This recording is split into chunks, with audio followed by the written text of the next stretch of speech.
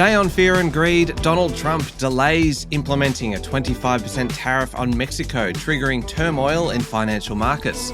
Federal Parliament recommences today with election jockeying already beginning, and why a stroll after dinner is good for your health. Plus, the Aussie dollar and share market tumbles on the back of the trade war, while the local retail and building sectors show some signs of life. Welcome to Fear and Greed, daily business news for people who make their own decisions. It is Tuesday, the 4th of February, 2025. I'm Michael Thompson, and good morning, Sean Aylmer.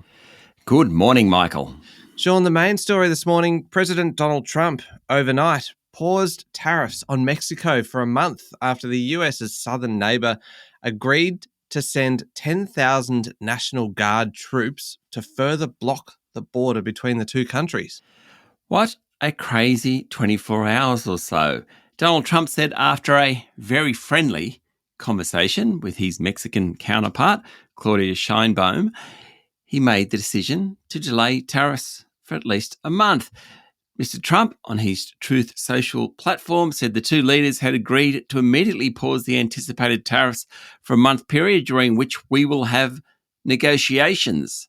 That certainly sounds like there's room to move here. Donald Trump also spoke to the Canadian Prime Minister Justin Trudeau, though as we go to air, no deal has been done yet with Canada. Now, having said that, Michael, Donald Trump and Justin Trudeau are scheduled to meet in the next couple of hours, so who knows? The news comes as financial markets, I'm not sure how to describe it, thrash around? Thrash around? Thrash is a very, very graphic kind of image. It is. It is 100% correct, though.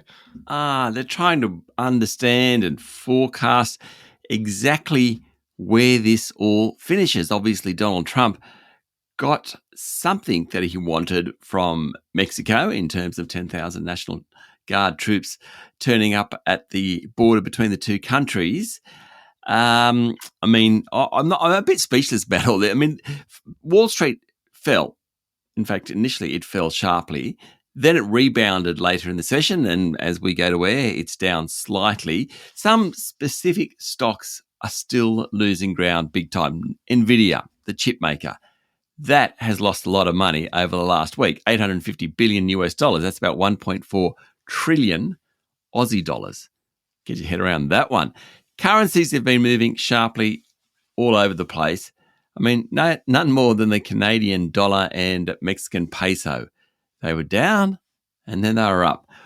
One sector that has done very well out of this is gold. The price of gold hit a new high overnight of $28.18 US an ounce. Now, in times of uncertainty, investors go somewhere safe. Nothing is safer than gold. Where do we stand this morning? Confused, I think, is probably the best way to put it, because we just the inconsistencies in what's going on is very, very difficult for financial markets and for traders. It does demonstrate just how quickly things can change, though, because I don't think anyone was necessarily expecting a 1 month reprieve. Donald Trump uses tariffs as negotiating tactics to get what he wants on social policy. We saw that the first time round. It's just that he moved so quickly this time round on the 25% tariff. So we didn't think that, well, it was always a negotiating tactic. We just didn't think it'd backflip so quickly. And they've left room for more negotiations. Now, Sean, you mentioned markets thrashing around. Local markets certainly got caught up in the tariff storm yesterday. They sure did. The S&P ASX 200 fell by nearly 2% to finish at 8,379 points. All 11 of the market's sub-indices fell. There was no escaping a veritable sea of red, Michael. Sea of red. I love the fact that this is a podcast, obviously. So you go to great lengths to create these very visual emotive images. Yes. It's really quite something. It's theatre of the mind. It is. I mean, all these sub-indices, think consumer discretionary, gone. Well, not gone, just lower. Healthcare, lower. Financials, all down. Materials, down. Real estate, industrials, all down around 2%. Only about 10% of the top 200 stocks on the ASX ended the day in the black. Now, Australia was the first major economy to trade after the tariff announcement over the weekend. Of course, the fear is that a global trade war hits economic growth, causes inflation, that hurts earnings. As we were the first to trade, that's why our market fell so hard. Worst among the large caps, National Australia Bank, Fortescue Metals Group, Aristocrat Leisure, Rio Tinto, WiseTech Global, REA, QBE, Pro Medicus, etc., etc., etc. However, Michael, it's been a rough morning so far. A shout out to Telstra. It was, which is not something you say very often, is it? Here we go. Normally I call it Tesla. We've got the name wrong. But today, a shout out to Telstra, the only top 40 stock that didn't go backwards yesterday. Did it go up, or was it just fairly? It was up slightly, steady. ever so slightly. But on a day like yesterday, that's a good result. On a day like yesterday, relative to the market, did very well. A couple of really big moves. Healthcare group Fisher and Paykel was down 7.5%. It came out yesterday morning and said tariffs would increase its costs. Now it's got factories in Mexico. And retailer Cettire, its share price fell 18% after it came out and said that it sources its goods in Mexico, Canada and China. It's not too worried, but the fact they put the announcement out, well, that meant investors were worried. It was down 18%, as I said, Michael. Yeah, they drew a lot of attention to that, didn't they? They did. Sean, the Aussie dollar has been absolutely hammered. Yeah, not alone in that, but it's been hammered down to almost 61 US cents yesterday, a new 4-year low. It's not so much about the Aussie dollar, it's all about the US dollar. Investors are running for the greenback. It's considered a safe haven currency. Even when all this tariff paraphernalia is coming out of the US dollar is still considered a safe haven currency. Big falls in other currencies. In the Canadian dollar is near a 22-year low. The Mexican peso has fallen sharply. The Chinese yuan has fallen sharply as well. So too, risky crypto assets. So Bitcoin's back down to $93,000 US a unit. Ethereum, which is the second largest digital asset, one point yesterday fell 26% in one session. That is a massive sell-off. That is huge. We might have to follow that one up this week, Sean, and have a chat to somebody about it. Speaking of chats, you have a great interview coming up after the show. You're speaking today with AMP Chief Economist, Dr. Shane Oliver. Yes. So Shane is sensible, I would say. Would you agree with that, Michael? I think that's a fair assessment, Sean. We talked to him about Donald Trump's tariffs. I would say he's still sensible, but very colourful. I'm just putting it out there. He's not a fan. And, Shane's been in the business for 30 or 40 years. He does a great job comparing what's happening now to what has happened previously. But the bottom line is he thinks it's crazy. Would you think that's a fair assessment, Michael? I think that is fair. I think he seems very, very concerned about the flow-on effects genuinely of this. Concerned. It is a great conversation. It is coming up after the show. We've got plenty more still to come, though. Sean, we're talking federal politics. Canberra's back. Get excited. You did not look anywhere near excited enough about that. Plenty more still as well. We'll be back in a moment with the rest of the day's business news.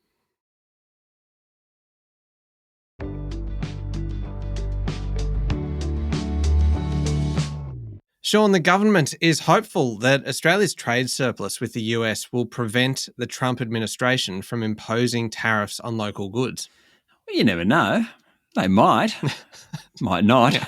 This is the uncertainty, isn't it? It is the great uncertainty. What it means is that basically, I'm not sure what it means, but Foreign Minister Penny Wong yesterday said the surplus puts Australia in a strong position to navigate changing global markets. She said Donald Trump wants to do things differently and Australia has to navigate the new world confidently and with our eyes open. So Australia and the US have a free trade agreement. 97% of products that are traded between the two countries don't have tariffs on them. We sell to the US stuff like financial services, gold, sheep and goats meat, vaccines. We buy from the US financial services, travel, computer and IT services, cars, trucks. About 12,000 Aussie companies sell into the US, according to the Department of Foreign Affairs and Trade. Now, some of the big ones are Woodside, Westfield, Brambles, Atlassian, Visy, Rio Tinto. At the moment, we have no tariffs on our products, But if we do, presumably those 12,000 Aussie companies will be affected. But Penny Wong's argument is because we have a trade surplus with the US, then we won't be hit by tariffs. Don't hold your breath. Yeah, you just don't know. And the thing is that's the 12,000 Aussie companies. That includes a lot of smaller businesses. Totally. Most of them are small businesses. Yeah, and all of a sudden the uncertainty for them, it really does just become a pretty big worry, I suppose, that you'd have to carry for some time. Sean, can we talk about Canberra, please? Yes, please. I think it's time. Federal Parliament sits today for the first time this year. I'm genuinely excited because I love question time. I love it. I love a bit of argy-bargy in Parliament House. But already it is all about the upcoming election, which is due by the middle of May, yet we are already talking about it nonstop. I reckon we can expect a feisty few weeks in Parliament, at least until the election is called. The government has fast-tracked the introduction of legislation for its childcare policy that will abolish requirements around parents needing to work to gain a childcare subsidy. The government think they're on winner on that one compared to the opposition's policy. There was an admission by Peter Dutton that the coalition will examine detailed spending cuts should it win office after the election rather than before. Labor jumped all over that, saying, well, you won't know what you're getting if they're not going to give detailed spending cuts ahead of the election. There's also stories in the media at the moment about the cost of a meeting with Peter Dutton. It's gone from 5,000 to 10,000. That, of course, reflects the fact that he's got much more of a chance than people ever thought. Certainly 6 months ago, we didn't think he'd have the chance that he's got today. So all that begins today. Today is fairly ceremonial, but the real argy-bargy kicks off tomorrow. Retail sales across the country remain solid, Sean, helped by the strong labour market and the pickup in consumer sentiment. So Bureau of Statistics figures released yesterday show that turnover fell very, very slightly in December, but that follows strong growth in October and November. Now, November had the Black Friday sales. What helped in December was Cyber Monday sales. That fell into December, so stuff like furniture, homeware, electronics, electrical items, they all did really well. The result was just better than expected. People thought that retail sales would come off, and they didn't. The longer-term trend is a steady pickup in retail spending. That's good for the economy. The reason it's happening, bunch of things. Labour market strong, as you mentioned. Consumer sentiment is picking up, as you mentioned. We're also getting real wages growth because we've got a falling inflation and people have gotten wage rises. What they're earning, their pay packet can actually afford more than what they were before. Also fiscal support. So the energy rebates mean people aren't spending money on energy. So it's just really helping the retail sector tick over. It's not strong enough to stop the Reserve Bank from doing something different on rates, though. Now, whether it does shift on rates in a couple of weeks' time, we don't know. But I don't think the retail sales figures are going to make too much of a difference one way or another. They're not going to be the deciding factor for the Reserve Bank. Okay. No. Building approval figures were also out yesterday. We know that the government wants to build a huge number of homes, 240,000 a year for the next 5 years. Are we close? No, more like 138,000. The good news is that it's better than last year. I mean, building approvals have trended higher. Slower inflation has certainly helped the sector. But wow, we are a long way off the government's target. Demand is still outstripping supply, basically. The number of apartments being built compared to freestanding homes is relatively low. Think about when you build an apartment block that actually houses lots of people, and that ain't happening at the moment. Also, completion times are still behind pre-pandemic pace. That lack of supply remains a real problem for the government, including in the run-up to the election. It's also a good argument why house prices won't fall much, if at all, during the rest of this year.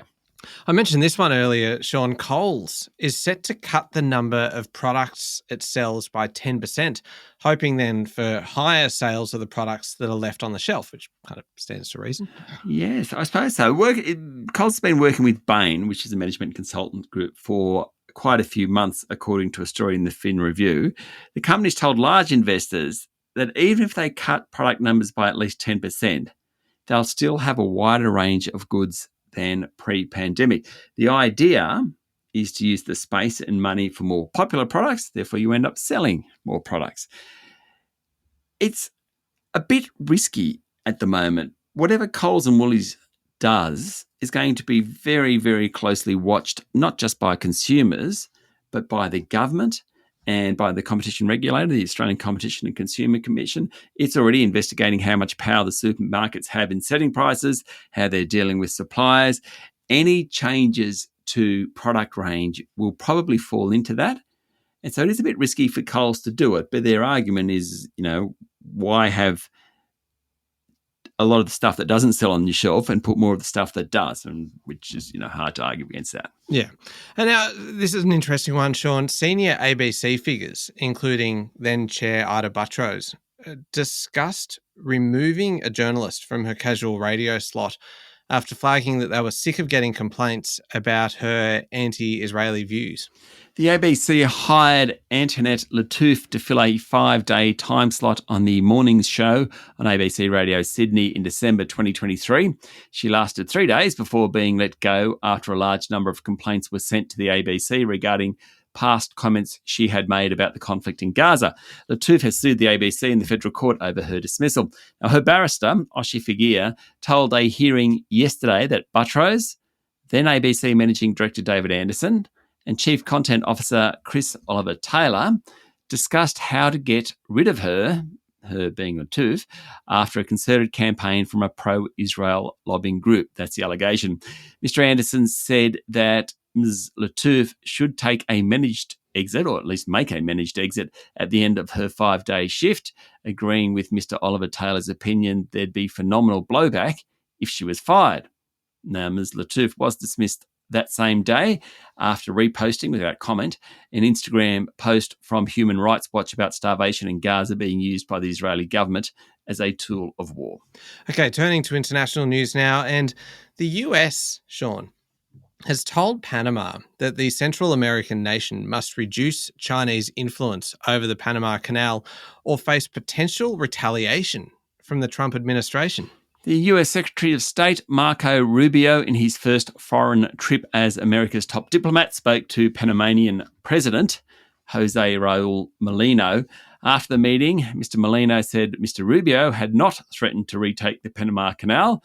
He hadn't threatened the use of force either. Of course, in previous weeks, Donald Trump has said that the US should take back the Panama Canal.